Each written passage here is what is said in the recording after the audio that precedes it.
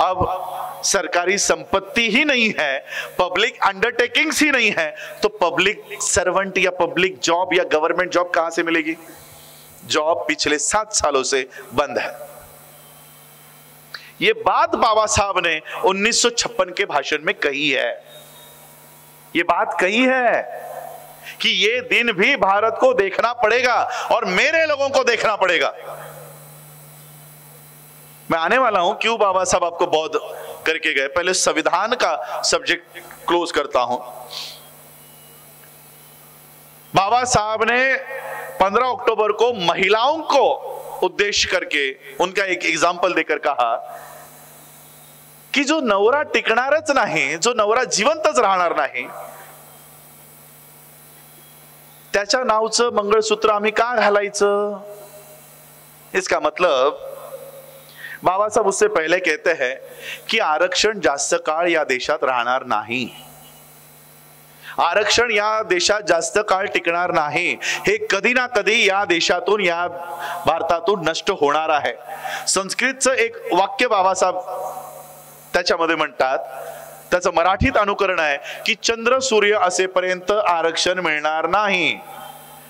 जब चांद और सूरज रहने तक आरक्षण मिलने ही नहीं वाला है, तो उस आरक्षण के लिए हम अपने गले में महार नाम का मंगलसूत्र क्यों पहने,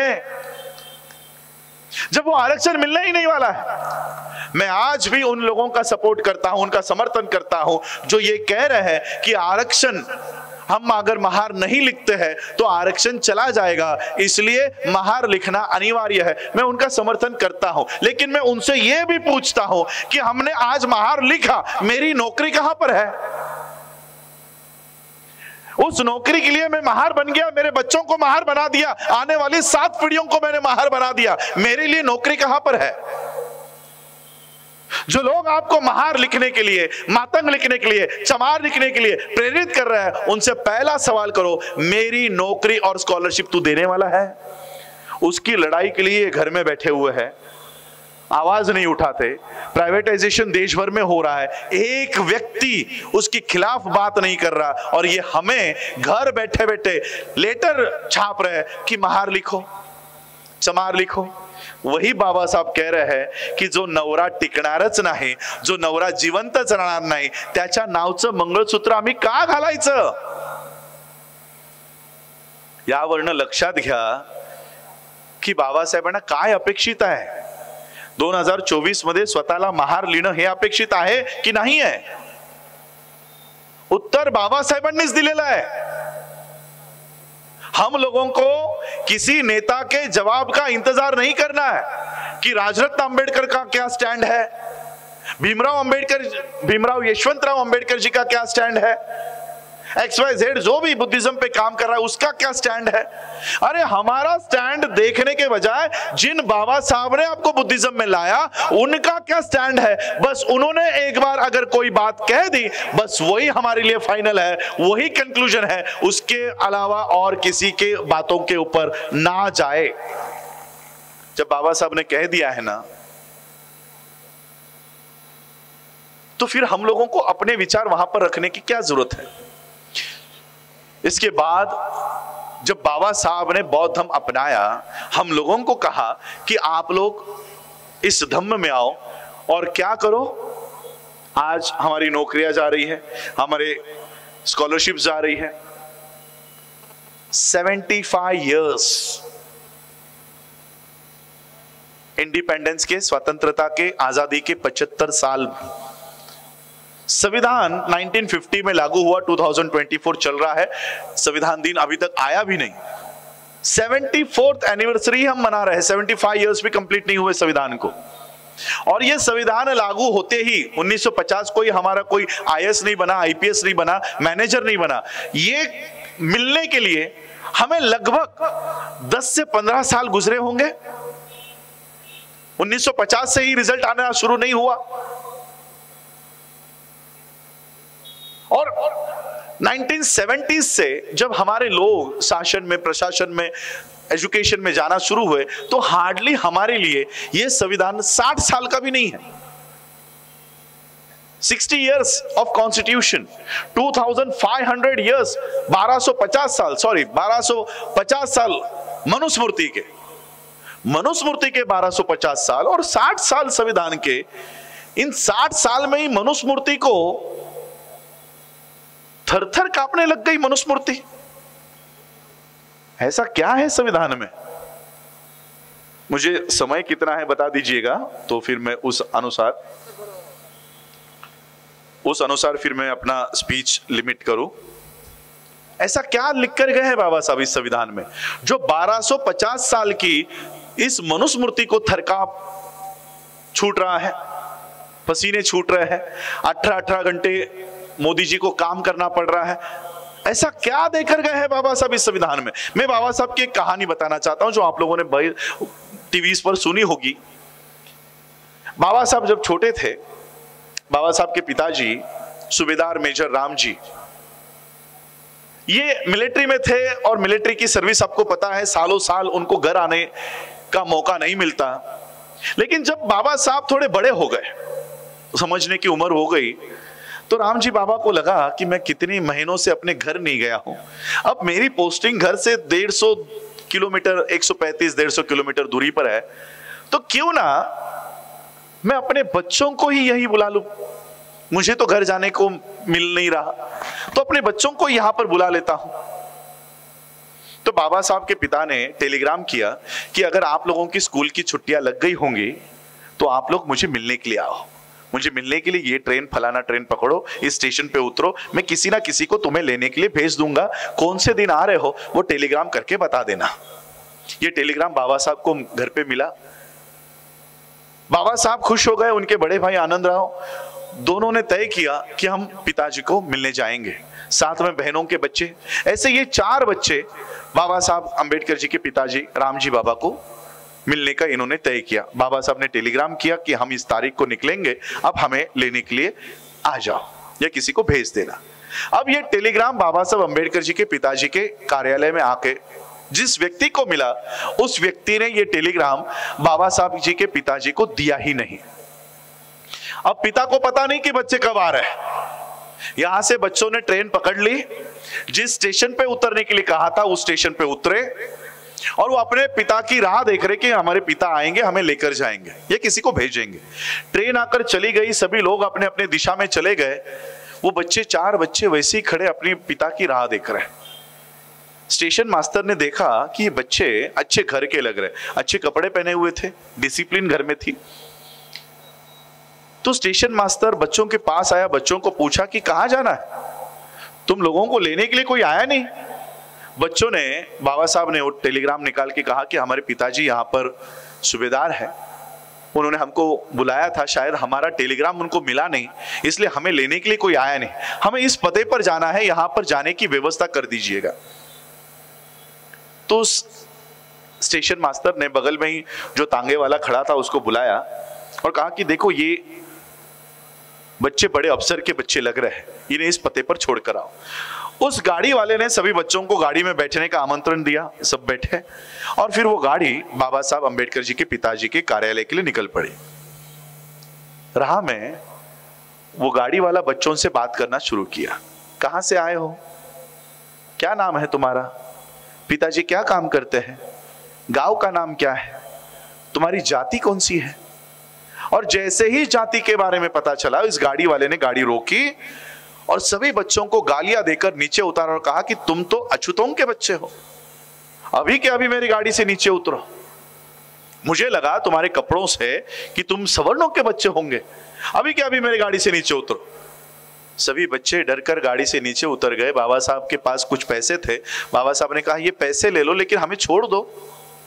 ज्यादा पैसों के लालच में गाड़ी वाले ने कहा कि ठीक है, लेकिन तुम लोग अछूत हो, मेरे गाड़ी में मेरे बगल में बैठ नहीं सकते, मेरे गाड़ी के पीछे पीछे चलते चलते आओ।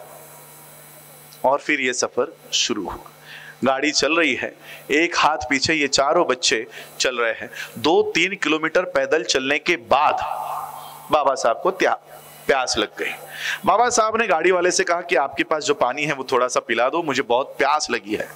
गाड़ी वाले को भी दया आ चुकी थी, उसने कहा कि तुम लोग अछूत हो, इसलिए मैं अपना पानी नहीं दे सकता, आगे अगर कोई नदी आती है, कोई नाला आता है तो मैं गाड़ी रोक लूंगा, तुम लोग पानी पीकर आ जाना।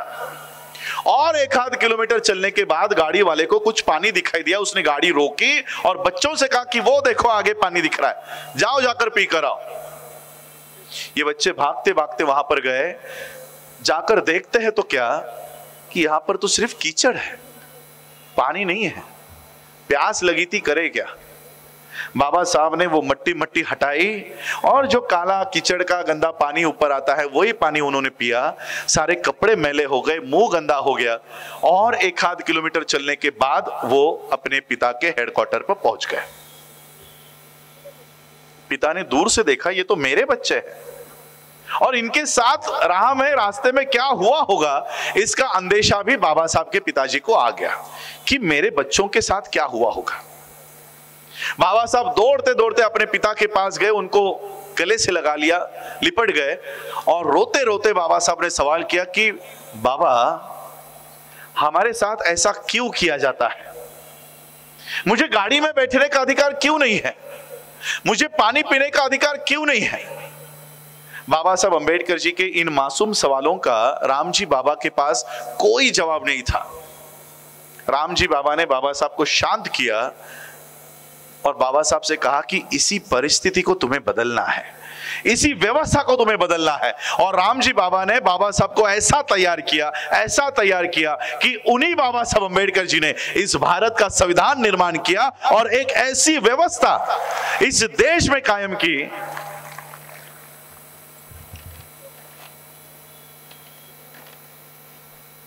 कि जिन बाबा साहब अंबेडकर जी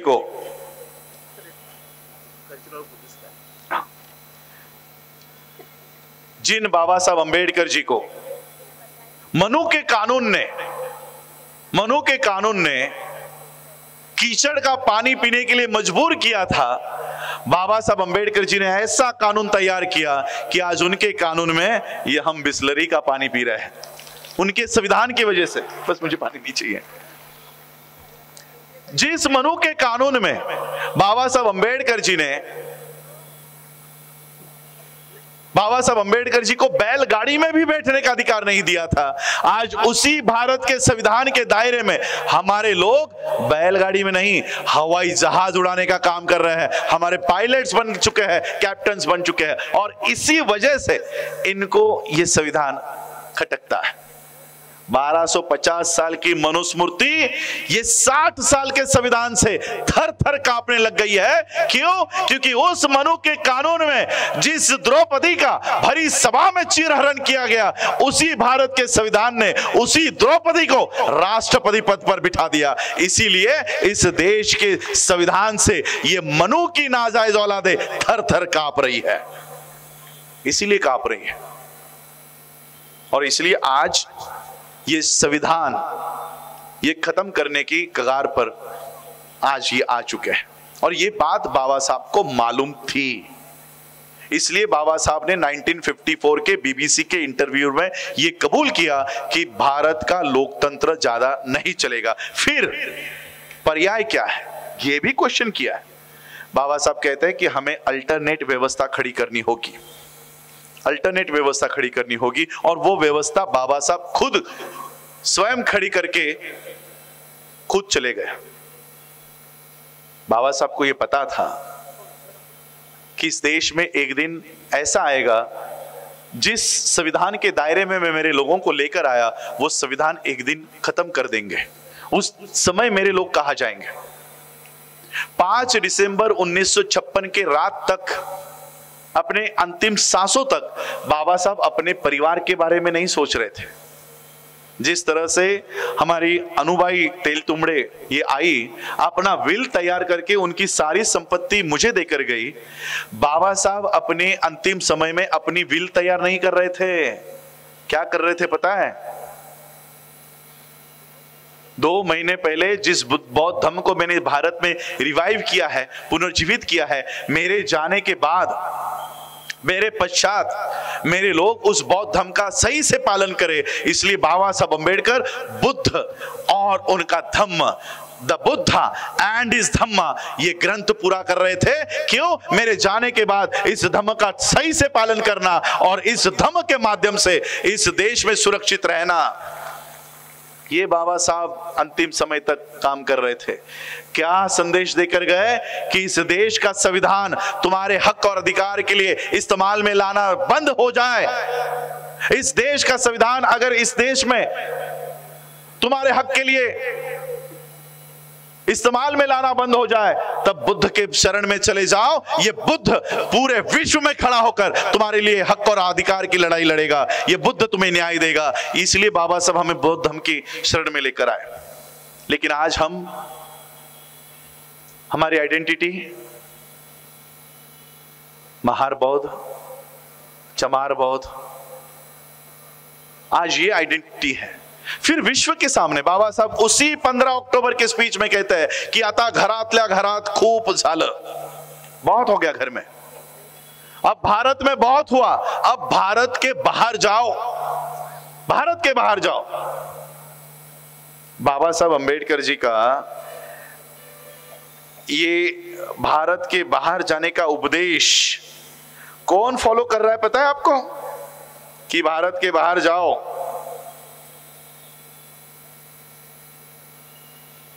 ये आई एम बुद्धा, मुझे पता नहीं कैमरा में ये दिख रहा है नहीं दिख रहा, आई एम बुद्धा नाम का फाउंडेशन तैयार हुआ है और ये पूरे विश्व में इनके टूर देखो कहां कहां पर है। Cambridge university, Oxford university, London, imperial college, Scotland, England, Birmingham, parliament of UK, Yog foundation London, interfaith seminar London, Fiji London, Berlin Berlin Berlin, Frankfurt Frankfurt, Hamburg, Bremen, Hague, Netherlands, पूरे दुनिया में यूरोपियन कंट्रीज में भारत की ये संस्था बाबा साहब के उपदेश पर काम कर रही है। वो फॉलो कर रहे हैं। भारत के बाहर जाओ, बाबा साहब ने कहा, ये लोग फॉलो कर रहे हैं, भारत के बाहर जा रहे हैं। रोज किसी ना किसी यूरोपियन कंट्री में, अमेरिकन कंट्री में, बुद्धिस्ट कंट्री में इनके कॉन्फ्रेंसेस है। फाउंडर पल्लवी जोशी, विवेक अग्निहोत्री।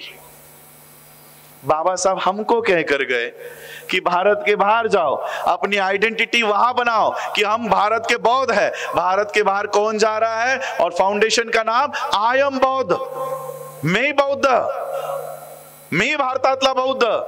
कुठे सांगतायत? परदेशात। भारतात आल्यावर जय श्रीराम। नीतू अंबानी भारताच्या बाहेर, I came from the land of Buddha, भारतात राम मंदिर। वो समझ गए बाबा साहब की बुद्धिस्ट मूवमेंट, हम आज तक नहीं समझ पाए। वो फॉलो कर रहे हैं। और इसलिए हम लोगों को आज अपने जो विषय है सेल्फ हेल्प, 75 इयर्स हो गए, आज भी हम अपने शिक्षा के लिए, अपना अर्थव्यवस्था के लिए हम दूसरों पर निर्भर है। क्या इस नागपुर में हमारी खुद की यूनिवर्सिटी है जहां पर सिलेबस, अब मैं आता हूं अपने ह्यूमन रिसोर्स पे, यहीं पे नागपुर के आरएसएस के कैंप से आदेश निकलता है कि 10-10 बच्चे पैदा करो, है ना, 10 बच्चे पैदा करो। यहाँ की साधु साध्वी हमारे लोगों को कह रहे कि 10-10 बच्चे पैदा करो। क्यों? वो खुद क्यों नहीं कर रहे? वो अपनी शादीशुदा बीवी को छोड़ के भाग रहे और हमको कह रहे कि 10-10 बच्चे पैदा करो। क्यों? क्योंकि वो 10 बच्चे हम पैदा करेंगे, उनका खाना पीना हम देखेंगे, उनके कपड़े लत्ते हम देखेंगे, उनको स्कूल में हम भेजेंगे, उनके मेडिकल का खर्चा हमारा, उनको रहने की साधन हम देंगे। और ये क्या करेंगे? डायरेक्टली सिलेबस हाथ में लेंगे। बच्चे तुम्हारे, सिलेबस उनका। हमारे बच्चे, बौद्धों के बच्चे उनके स्कूलों में जा रहे हैं। गुरु ब्रह्मा, गुरु विष्णु, गुरु देवो महेश्वरा। उनको बच्चे पैदा करने की जरूरत है क्या? आपके बच्चे रेडीमेड मिल रहे हैं तो वो खुद के बच्चे क्यों तैयार करे, पैदा करे? आपके बच्चे इजीली रेडीमेड अवेलेबल है, वो सिर्फ एजुकेशन का सिलेबस उन्होंने हाथ में ले लिया। अगले साल से गीता पढ़ाई जाएगी, रामायण पढ़ाया जाएगा, महाभारत पढ़ाया जाएगा। आपके बच्चे, बुद्धिस्टों के बच्चे ब्राह्मणिकल सिस्टम का पढ़ाई कर रहे हैं। हम यहां पर बुद्धिस्ट कल्चर की बात कर रहे हैं कि हमको बौद्ध कल्चर तैयार करना है। कैसे करोगे? स्कूलों में बुद्धा का नाम नहीं लिया जाएगा, ना बाबा साहब पढ़ाए जाएंगे। घर में आने के बाद हमारे बच्चे, आप भी सोचोगे अरे स्कूल में 6 घंटा 7 घंटा पढ़ के आया है, थोड़ा टीवी देख ले, तो टीवी ऑन करते ही बाल गणेश, छोटा भीम, छोटा कृष्णा, वहां से भी ब्राह्मणिकल कल्चर तुम्हारे ही बच्चों के दिमाग में घुसाया जाएगा। रिसोर्स हमारा, ह्यूमन रिसोर्स, मानव संसाधन हमारा पढ़ क्या रहा है? ब्राह्मणिकल कल्चर। इसका दोषी कौन है? टीवी, स्कूल, सिलेबस या हम? गुजरात का एक आईपीएस ऑफिसर अपने ही शादी में, और शादी भी किससे पता है? एक आईएएस लड़की के साथ। एक आईपीएस एक आईएएस से शादी कर रहा है, लेकिन खुद के ही शादी में वो घोड़ी पर बारात नहीं निकाल सकता। 2023 की बातें कर रहा हूं मैं, 1923 में मत सोचना कि मैं 1923 की बातें कर रहा हूं। 2023 में वो अपने ही शादी में घोड़ी पर नहीं बैठ सकता, उसको अपने ही शादी में घोड़ी पर बैठने के लिए पुलिस फोर्स मंगानी पड़ी, तब जाकर उसकी शादी संपन्न हुई। ये हालात है एक आईपीएस और आईएएस ऑफिसर्स की। चलो ये भी अगर छोटे से है, इस देश का एक्स प्रेसिडेंट ऑफ इंडिया अपनी ही बीवी के साथ जगन्नाथपुरी के मंदिर में जाता है, वहां के ब्राह्मण्स उसको धक्के मारकर बाहर निकालते हैं। चलो वो तो एक्स प्रेसिडेंट था, अभी तो वो प्रेसिडेंट था, तभी भी न्याय नहीं मिलवा पाया। आज की जो प्रेसिडेंट है उसे भी मंदिर में आने से रोका गया। आपकी जो नई संसद बन रही थी उसमें भी आने से रोका गया। क्या सोशल जस्टिस इस देश के लोगों को प्राप्त हुआ है? मैं हमारी तुम्हारी बात नहीं कर रहा हूं, मैं देश के लोगों की बात कर रहा हूं। क्या देश के लोगों को सामाजिक न्याय मिल रहा है? सादा मूंछ रखने पर हत्या हो रही है, पानी के घड़े को हाथ लगाने पर हत्या हो रही है। क्या हमने सामाजिक न्याय प्राप्त किया? और सामाजिक न्याय प्राप्त करने की बाबा साहब की योजना क्या है? क्या कह रहे हैं बाबा साहब कि किस तरह से हमें सामाजिक न्याय प्राप्त होगा? एनिहिलेशन ऑफ कास्ट बाबा साहब का कभी निकाल कर पढ़िएगा। इस एनिहिलेशन ऑफ कास्ट में बाबा साहब अंबेडकर सोशल जस्टिस कैसे हासिल की जाती है उसका पूरा ब्यौरा हमारे सामने रखते हैं। बाबा साहब पहले स्टेज पर यही लिखते हैं कि जिस धर्म में ये जाति व्यवस्था है, हमें उस धर्म को त्यागना होगा।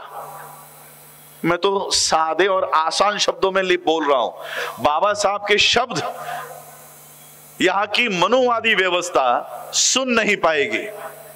बाबा साहब लिखते हैं कि इनके धर्म ग्रंथों को डायनामाइट से उड़ा देना चाहिए। डायनामाइट से उड़ा देना चाहिए। उन धर्मों को त्याग देना चाहिए जो जाति व्यवस्था सिखाती है, जो जाति व्यवस्था, जाति प्रथा को अपना अविभाज्य भाग मानती है। ऐसे धर्मों का त्याग करना चाहिए, 1936 में कह रहे हैं। और इसलिए बाबा साहब ने हमें बौद्ध धर्म के मार्ग पर इसलिए लेकर आए क्योंकि बाबा साहब अंबेडकर सोशल जस्टिस की लड़ाई को इस देश में शुरू करना चाहते थे। समाज, सोशल जस्टिस, सामाजिक न्याय, समाज की व्याख्या क्या है पता है बाबा साहब की? समाज कब तैयार होता है? समाज का पहला अविभाज्य नियम है कि उसमें जात नहीं होनी चाहिए, तब जाकर आप एक समाज के रूप में खड़े हो सकते हो।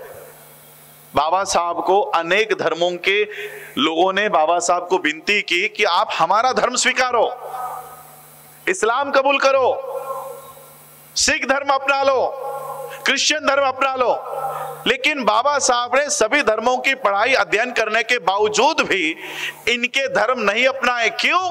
क्योंकि अगर सिख बनते हैं तो कोई रविदासी सिख बन जाएगा, कोई मजहबी सिख बन जाएगा। अगर इस्लाम कबूल करते हैं तो कोई पसमानदा बन जाएगा, कोई कुरैशी बन जाएगा, कोई शिया बन जाएगा, कोई सुन्नी बन जाएगा। क्रिश्चियनिटी को कबूल करते हैं तो कोई प्रोटेस्टेंट के लिस्ट में चला जाएगा, कोई कैथोलिक के लिस्ट में चला जाएगा, कोई दलित क्रिश्चियंस की लिस्ट में चला जाएगा।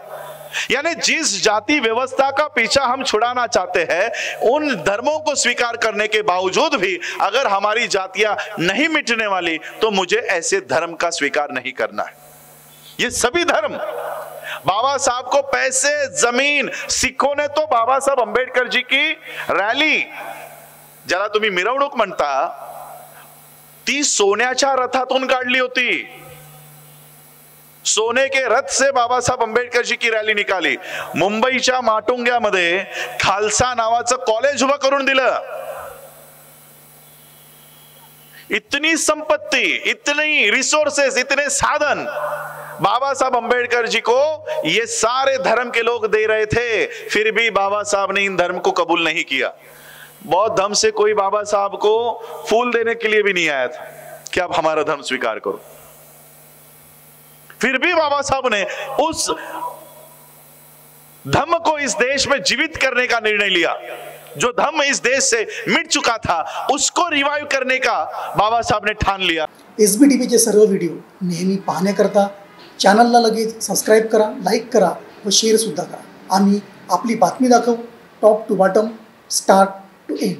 धन्यवाद।